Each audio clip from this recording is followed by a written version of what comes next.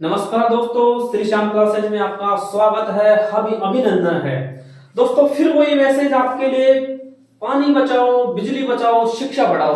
दोस्तों जितने भी प्राकृतिक संसाधन है उसको इस तरीके से सदुपयोग करना चाहिए कि हमारे आगे आने वाली पीढ़ियों को भी वो मिलते रहे दोस्तों। ठीक है दोस्तों, अब हम स्टार्ट करते हैं हमारी अगली क्लास। इससे पहले दोस्तों हमने हिंदू त्योहार कंप्लीट कर लिए हैं। आज हम पढ़ेंगे जैन धर्म के त्योहार, सिख धर्म के त्योहार, मुस्लिम धर्म के त्योहार, ईसाइयों के त्योहार। इन धर्मों के जो त्योहार हैं उनके बारे में, सभी के बारे में एक एक करके पढ़ेंगे दोस्तों। तो सबसे पहले हम पढ़ेंगे जैन धर्म के त्योहार दोस्तों।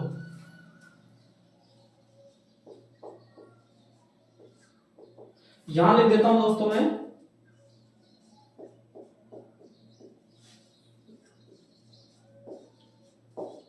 जैन धर्म के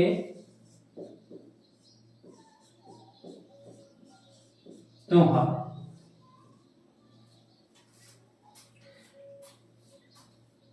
एक एक करके सभी की बात करेंगे। सबसे पहले है ऋषभ जयंती,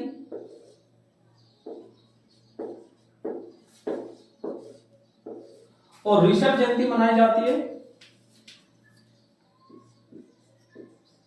चैत्र कृष्ण पक्ष नवमी के दिन। चैत्र कृष्ण पक्ष नवमी के दिन, हिंदी में लिख देता हूं दोस्तों यहां पे, चैत्र कृष्ण पक्ष नवमी के दिन मनाई जाती है ऋषभ जयंती। देखिए दोस्तों, ऋषभ देव को आदिनाथ भी कहा जाता है। ये जैन धर्म के प्रथम तीर्थंकर है, जैन धर्म के प्रथम तीर्थंकर है, जिनको आदिनाथ भी कहा जाता है। और इनकी जयंती मनाई जाती है चैत्र कृष्ण नवमी के दिन। अगला त्योहार है दोस्तों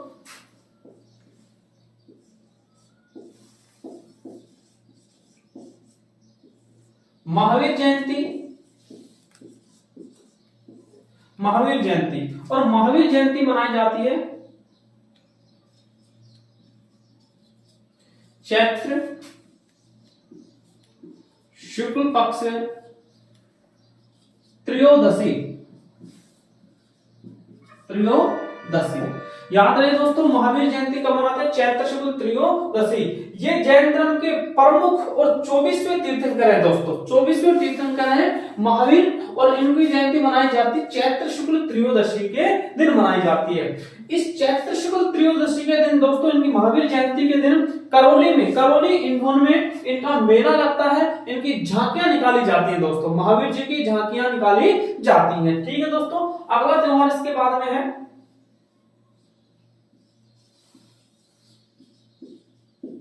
पर्युषण पर्व, जिसको जैन धर्म में महापर्व भी कहा जाता है।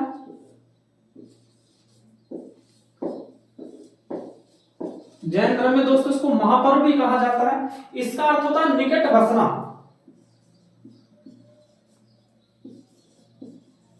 निकट बसना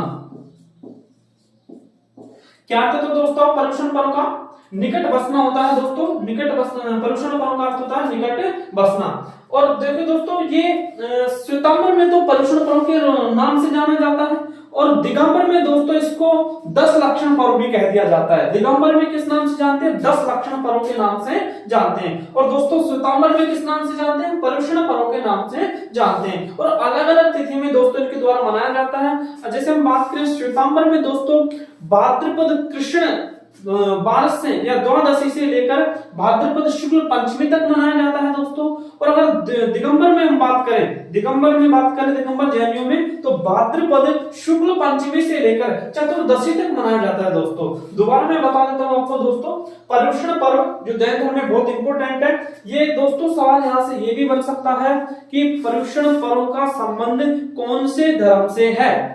पर्युषण पर्व का संबंध कौन से धर्म से है? तो जैन धर्म से इसका संबंध है। देख लीजिए दोबारा, पर्युषण पर्व, इसको महापर्व भी कहा जाता है, जिसका अर्थ होता है निकट बसना। क्या अर्थ होता है दोस्तों? निकट बसना। और ये पर्युषण पर्व श्वेतांबरों में कहलाता है, दिगंबरों में इसको ही 10 लक्षण कह दिया जाता है। क्या कहते हैं दोस्तों? 10 लक्षण पर्व कह देते हैं। आगे बात करें दोस्तों, ये जो पर्युषण पर्व है ये श्वेतांबरों को द्वारा मनाया जाता है भाद्रपद कृष्ण द्वादशी से लेकर भाद्रपद शुक्ल पंचमी तक, भाद्रपद कृष्ण द्वादशी से लेकर भाद्रपद शुक्ल पंचमी तक, और ये दिगंबर में मनाया जाता है दोस्तों भाद्रपद शुक्ल पंचमी से लेकर और भाद्रपद शुक्ल चतुर्थी के दिन तक। मैं लिख देता हूं दोस्तों यहाँ पे,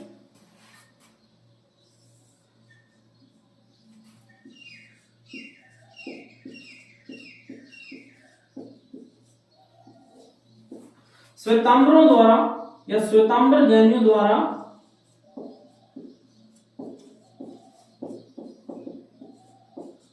श्वेतांबर जैनियों द्वारा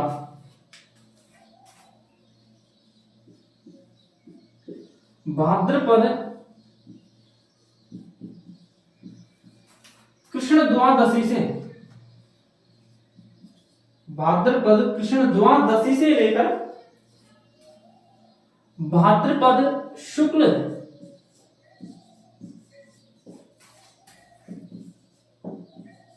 पंचमी तक मनाते हैं दोस्तों। श्वेतांबरों में कब मनाते हैं पर्युषण पर्व? भाद्रपद कृष्ण द्वादशी से लेकर भाद्रपद शुक्ल पंचमी तक मनाते हैं। आगे बात करें दिगंबरों में कब मनाते हैं दोस्तों?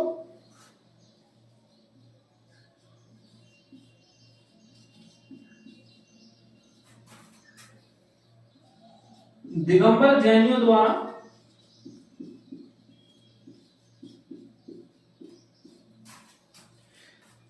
ये मनाया जाता है दोस्तों दिगंबर जैनियों द्वारा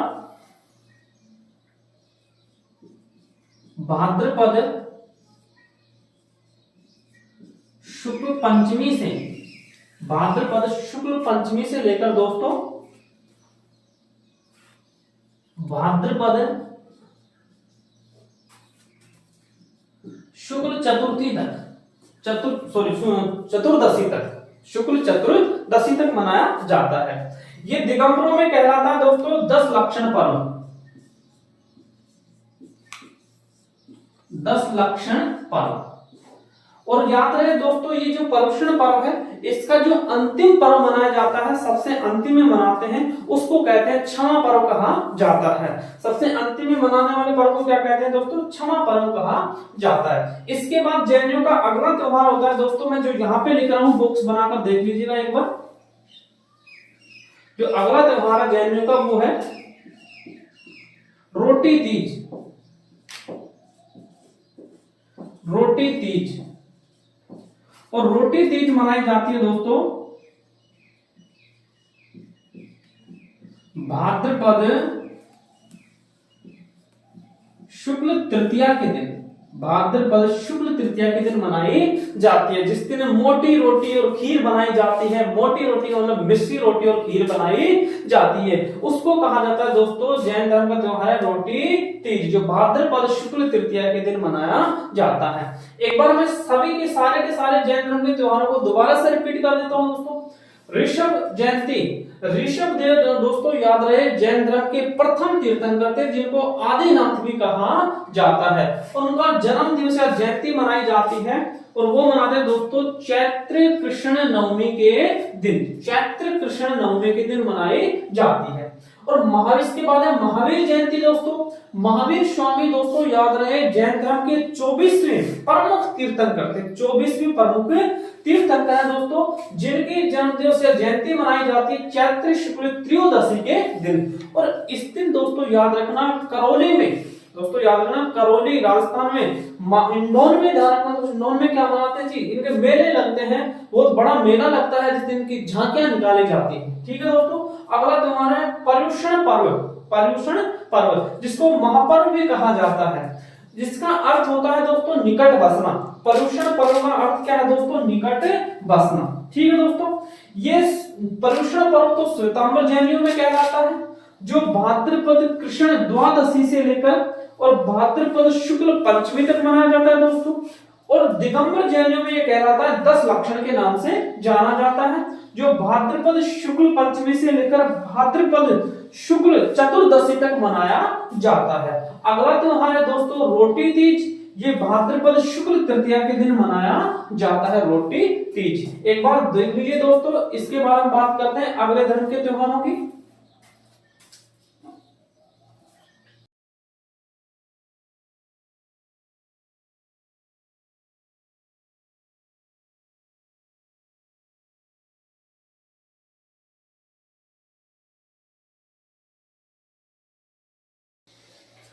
आगे हम बात करें दोस्तों सिख धर्म के त्योहार।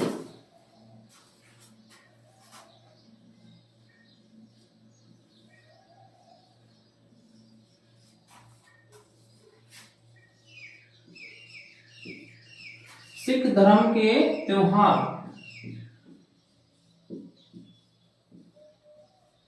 सिख धर्म के त्योहार, और इसमें पहला त्योहार है दोस्तों गुरु नानक जयंती।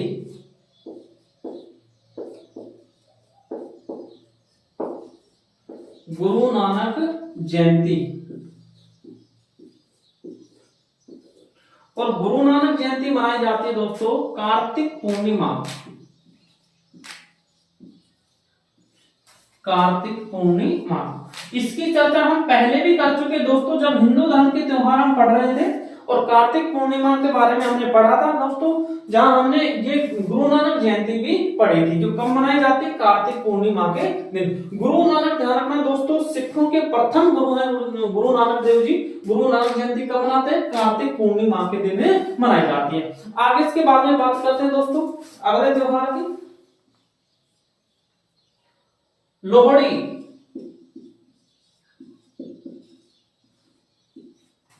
लोहड़ी मनाते हैं दोस्तों 13 जनवरी के दिन।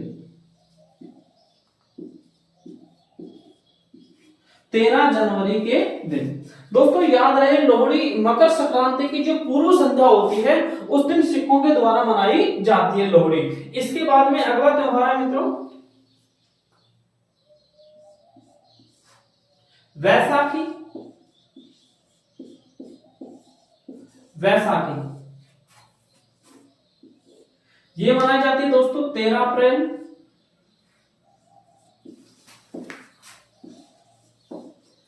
13 अप्रैल के दिन वैसाखी मनाई जाती है। याद रहे दोस्तों 13 अप्रैल 1699 में, 13 अप्रैल 1699 ईस्वी में सिखों के अंतिम गुरु गुरु गोविंद उनके द्वारा खालसा पंथ की स्थापना की गई थी। खालसा की स्थापना, सैनिक संगठन की स्थापना की गई थी खालसा की, उसके याद में दोस्तों वैसाखी मनाई जाती है। 13 अप्रैल के दिन मनाई जाती है दोस्तों।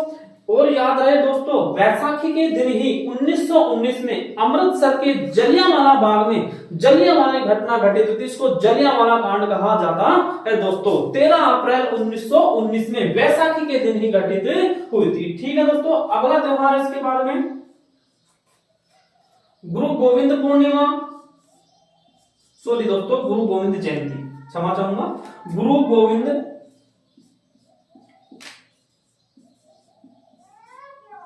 जयंती। गुरु गोविंद जयंती दोस्तों, गुरु गोविंद सिखों के दोस्तों अंतिम गुरु थे दोस्तों, और इनकी जयंती मनाई जाती है पौष माह की शुक्ल पक्ष की सप्तमी। शुक्ल पक्ष की सप्तमी के दिन। याद रखना दोस्तों गुरु गोविंद जयंती मनाई जाती है पौष माह की शुक्ल पक्ष की सप्तमी के दिन। ये है दोस्तों सिख धर्म के त्योहार। दोबारा से मैं सभी की चर्चा कर लेते हैं एक एक करके। सबसे पहले देखिए दोस्तों गुरु नानक जयंती। गुरु नानक देव कौन है दोस्तों? गुरु नानक देव सिखों के प्रथम गुरु हैं दोस्तों गुरु नानक देव, जिनकी जयंती मनाई जाती है कार्तिक पूर्णिमा के दिन। कार्तिक पूर्णिमा के दिन।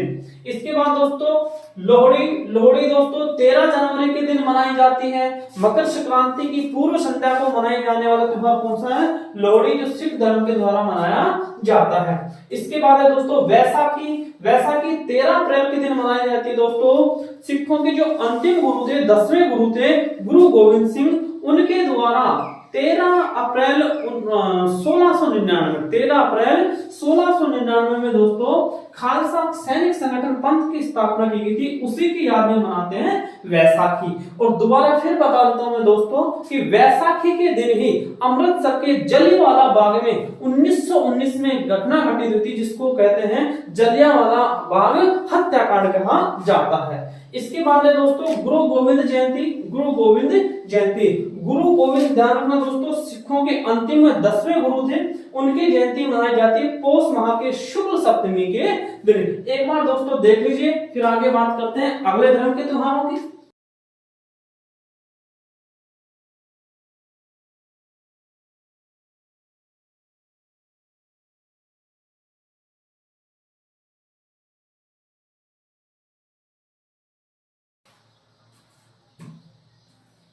बौद्ध धर्म के त्योहार दोस्तों,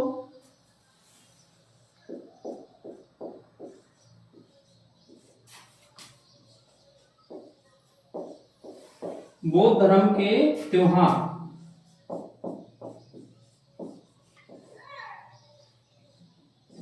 और इसमें सबसे ज्यादा इंपॉर्टेंट त्योहार है दोस्तों बुद्ध पूर्णिमा।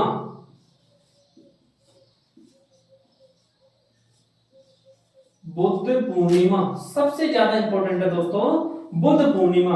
और बुद्ध पूर्णिमा कब आती है दोस्तों? वैशाख पूर्णिमा के दिन। वैशाख पूर्णिमा के दिन दोस्तों बौद्ध धर्म में ये पूर्णिमा बहुत ही ज्यादा महत्व रखती है, क्योंकि दोस्तों बौद्ध धर्म के जो संस्थापक हैं महात्मा गौतम बुद्ध, महात्मा गौतम बुद्ध, और महात्मा गौतम बुद्ध के जन्म भी इसी दिन हुआ था, वैशाख पूर्णिमा के दिन। उनको ज्ञान की प्राप्ति भी दोस्तों वैशाख पूर्णिमा के दिन हुई है। और दोस्तों उनका महापरिनिर्वाण भी दोस्तों याद रखना वैशाख पूर्णिमा के दिन ही हुआ है। इसलिए बौद्ध धर्म में ये वैशाख पूर्णिमा बहुत ज्यादा इंपॉर्टेंट है दोस्तों, इसलिए इसको बुद्ध पूर्णिमा भी कहा जाता है। ठीक है दोस्तों, यही बौद्ध धर्म में सबसे ज्यादा इंपॉर्टेंट तिथि है दोस्तों। इसके बाद में है ईसाई धर्म के त्योहार। ईसाई धर्म के त्योहार, इसमें सबसे ज्यादा इंपॉर्टेंट है दोस्तों क्रिसमस डे।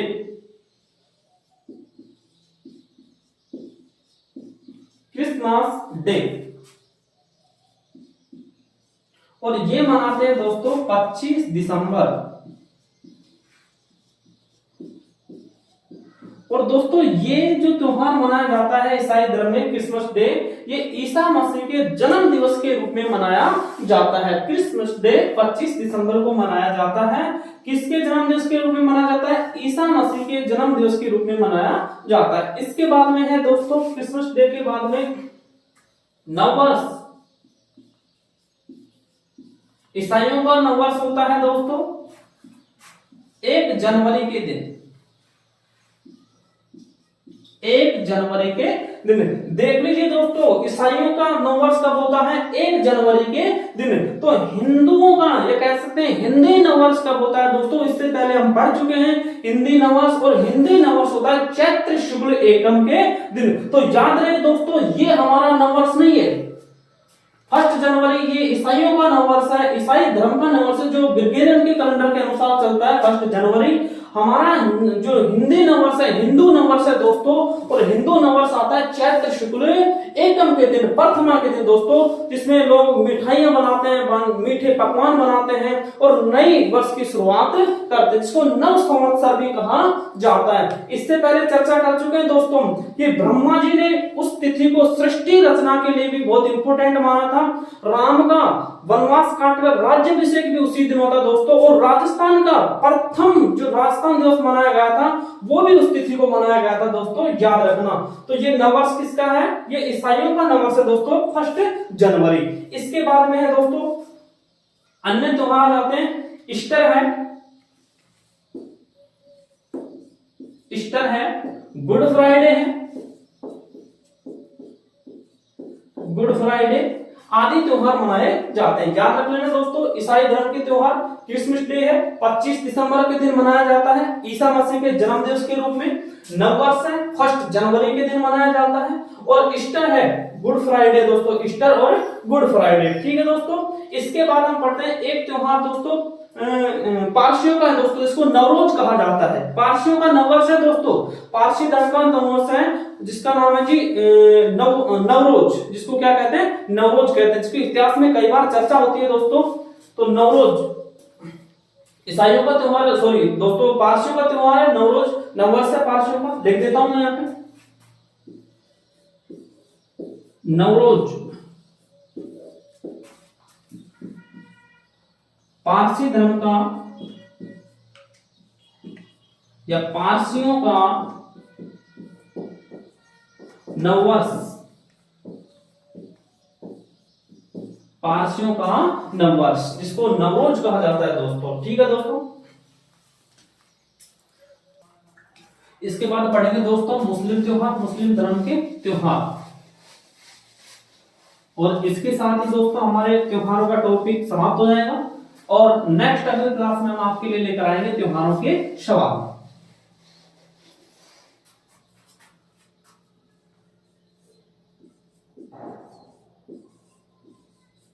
मुस्लिम धर्म के त्योहार।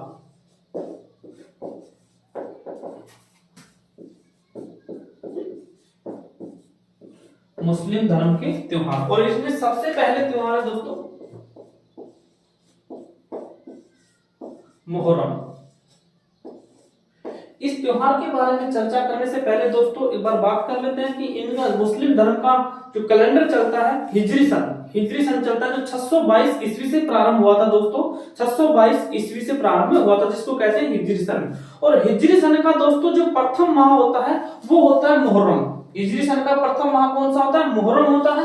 और जो 12वां अंतिम माह होता है वो होता है दोस्तों जिलहिज। ठीक है दोस्तों, तो मुहर्रम में त्योहार मनाया जाता है प्रथम माह, या कह सकते हैं मुहर्रम माह की 10वीं तारीख को, 10वीं तारीख को मनाते हैं।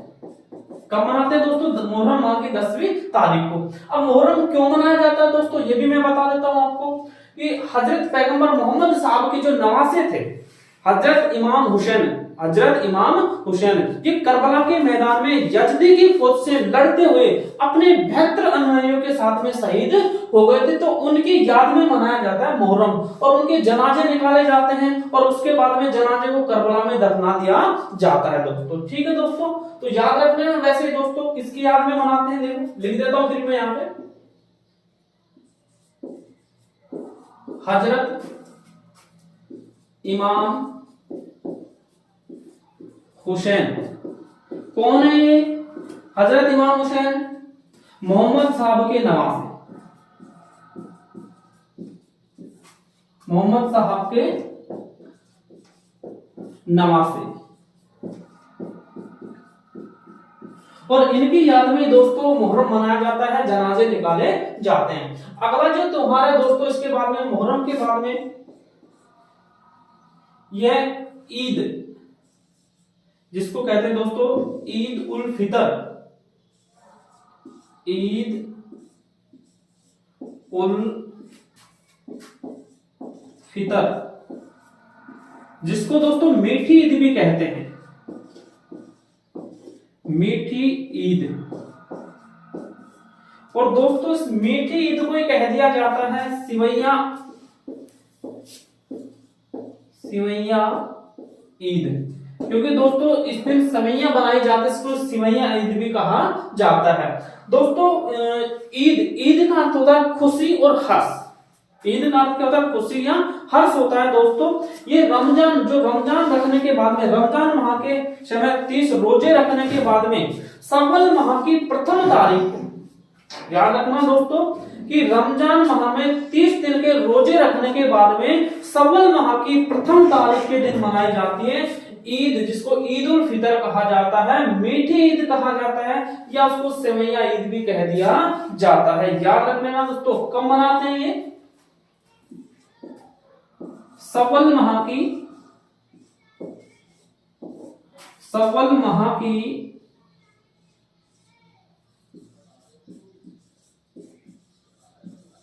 प्रथम तारीख या पहली तारीख के दिन, शव्वल माह की पहली तारीख के दिन मनाई जाती ईद उल फितर, जिसको मीठी ईद भी कहा जाता है। इसके अगला त्योहार है दोस्तों ईद उल जुहा। ईद उल जुहा, और ईद उल जुहा दोस्तों इसको कहते हैं बकरीद, इसको ही कहा जाता है दोस्तों बकरीद। इसके बाद में जो अगला त्योहार है दोस्तों यह है 12 वफात।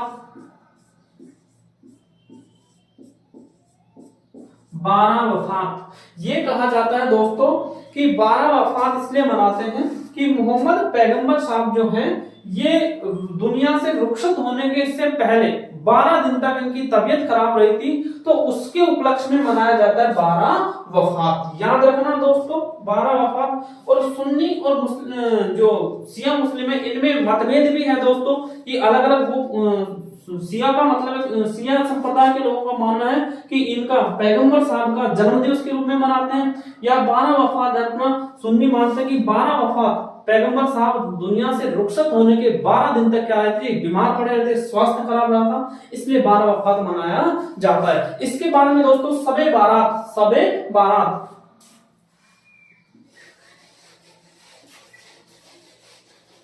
अगला त्योहार है दोस्तों सबे बारात।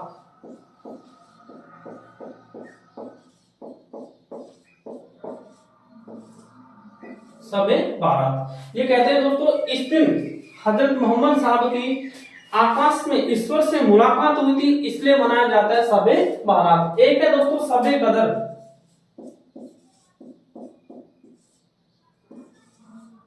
सबे कदर, और एक दोस्तों मनाया जाता है चेहल्लुम, जो मोहम्मद पैगंबर साहब के दुनिया से रुखसत होने के 40वें दिन मनाया जाता है दोस्तों चेहल्लुम। इस प्रकार से दोस्तों सारे मुस्लिम त्योहार कंप्लीट होते हैं। दोबारा से मैं रिपीट कर देता हूं दोस्तों, सबसे पहले मुहर्रम की बात कर चुके हैं। मुहर्रम कब मनाया जाता है? मुहर्रम माह की 10वीं तारीख को। क्यों मनाया जाता है दोस्तों? पैगंबर साहब हजरत मोहम्मद पैगंबर साहब के जो नवासे हैं दोस्तों इमाम हुसैन, उनके शहीद होने की याद में मनाया जाता है, और जनाजे निकाले जाते हैं और उन जनाजों को करबला में दफनाया जाता है दोस्तों। ठीक है दोस्तों, इसके बाद में ईद उल फितर, जिसको मीठी ईद भी कहा जाता है। क्या कहते हैं मित्रों? मीठी ईद भी कहा जाता है। इसको सेवैया ईद भी कह देते हैं दोस्तों। क्या कहेंगे इसको? सेवैया ईद। रमजान माह के 30 दिन के रोजे रखने के बाद में सव्वल माह की प्रथम तारीख के दिन मीठी ईद मनाई जाती है। इसके बाद अन्य त्योहार आ जाते हैं दोस्तों। ईद उल जुहा, इसको बकरीद कहते हैं दोस्तों।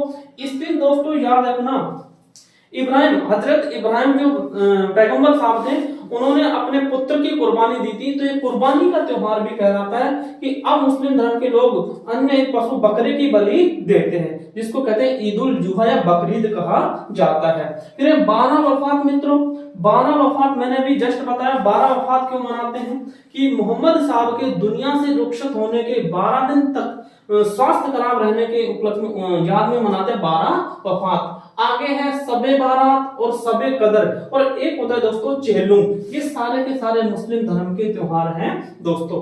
धन्यवाद दोस्तों, आज की क्लास यही समाप्त होती है। अब नेक्स्ट क्लास में हम आपके लिए लेकर आएंगे त्योहारों के, सभी त्योहारों के बहुत सारे सवाल लेकर आएंगे दोस्तों, जो परीक्षा की दृष्टि से बहुत ज्यादा इंपॉर्टेंट रहेंगे। धन्यवाद दोस्तों।